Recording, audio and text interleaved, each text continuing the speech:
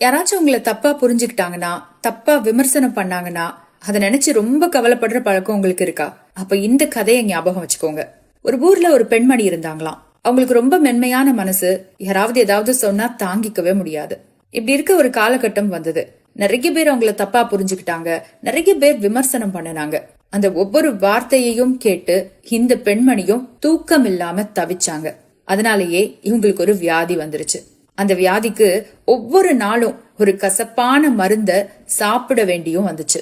அப்படி ஒவ்வொரு நாள் மருந்து சாப்பிடும் போதும் இந்த பெண்மணி நினைச்சுப்பாங்களாம், நமக்கு இந்த வியாதி வந்ததுக்கு காரணம் யார் யாரோ, ஆனா மருந்த சாப்பிடுறது நம்மளா இருக்கோமேன்னு. இந்த கதாபாத்திரம் வேற யாரும் கிடையாதுங்க. சில வருஷத்துக்கு முன்னாடி வரைக்கும் நான் தான். எவ்வளவு உண்மை பாருங்க. நம்மள விமர்சனம் பண்றவங்களும் கடுமையா பேசுறவங்களும் அசால்ட்டா அவங்க வேலையை பார்த்துட்டு போயிடுறாங்க. ஆனா அதையே நினைச்சு கவலைப்பட்டோம்னா, தூக்கம் இல்லாம வியாதியை இழுத்துக்கிட்டோம்னா, ஒவ்வொரு நாளும் கசப்பான மருந்து சாப்பிட வேண்டியது நம்மளா தானே இருக்கும்.